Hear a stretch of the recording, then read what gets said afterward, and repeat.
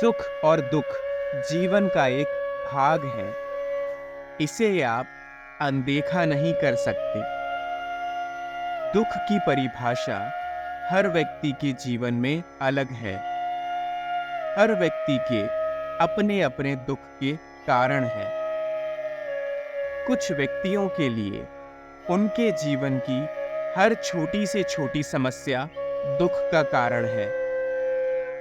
पर वहीं कुछ व्यक्ति ऐसे हैं जिनके जीवन में बड़ी बड़ी समस्याएं हैं, परंतु फिर भी वे दुख से बचने के उपाय ढूंढ ही लेते हैं। सुख आएगा या दुख आएगा, इस पे आपका कोई नियंत्रण नहीं है। यह तो विधाता का खेल है और आपके कर्मों का फल। पर दुख से निपटने के उपाय कोई भी व्यक्ति अपने जीवन में अवश्य कर सकता है। ये हमेशा याद रखिए कि यदि आपको इंसानी जीवन मिला है तो यह फूलों से भरा नहीं हो सकता। ऐसा कोई व्यक्ति नहीं है जिसके जीवन में सिर्फ सुख की माला जप रही है। हर व्यक्ति के जीवन में थोड़ा बहुत तो दुख आता ही है। यह दुख या तो उसके किसी बुरे कर्मों का फल होता है या फिर किसी गलत परिस्थिति में फंसने के कारण उसके ऊपर आपदा आ जाती है। दुख को आप अनदेखा नहीं कर सकते, परंतु इससे बचने के उपाय अवश्य कर सकते हैं। जब भी किसी व्यक्ति के जीवन में दुख आता है तो उसका किसी भी काम में मन लगना बंद हो जाता है। व्यक्ति की दुनिया कुछ देर के लिए एकदम उलट-पुलट हो जाती है। उसे समझ नहीं आता कि इस परिस्थिति में क्या किया जाए। जो व्यक्ति दिल के बहुत कमजोर होते हैं, वो दुख से लड़ने के उपाय नहीं ढूंढ पाते और दुख का शिकार बन जाते हैं। ऐसे में वो अंधकार की तरफ बढ़ते चले जाते हैं और उन्हें समझ नहीं आता कि इस पीड़ा से बाहर कैसे निकला जाए।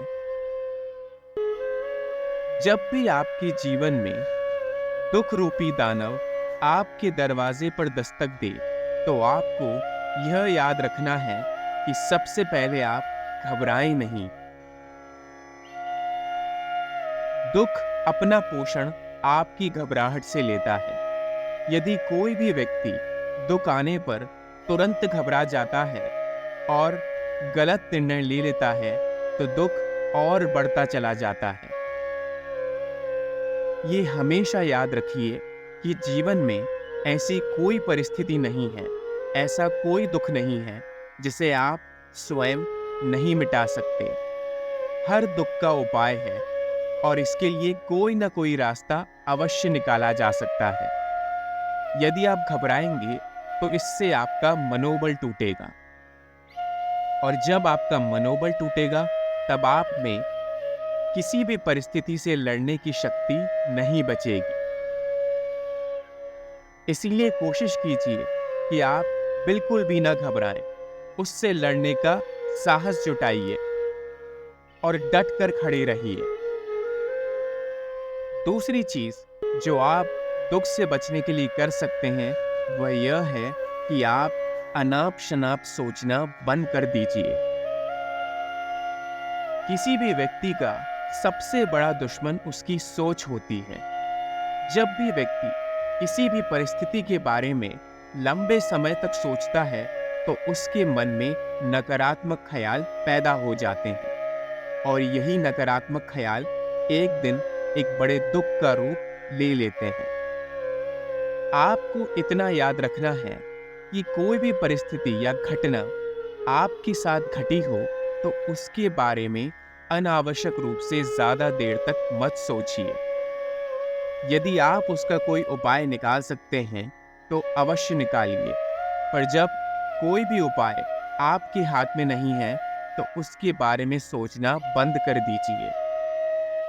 जब आप अनावश्यक रूप से चीजों पर ध्यान देना बंद कर देंगे और अपनी सारी ऊर्जा अच्छे कामों में लगाएंगे, तब आपका दुख दुगनी तेजी से कम होता चला जाएगा और आपको अंदर से आनंद का अनुभव होगा।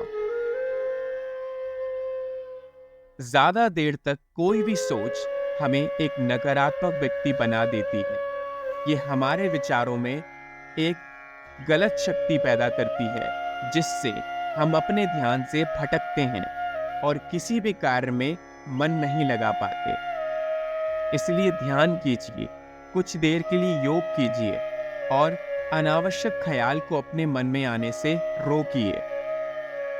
जैसे ही आपका अपनी सोच पर नियंत्रण होगा, तब आपके आसपास कोई भी दुख नहीं भटकेगा।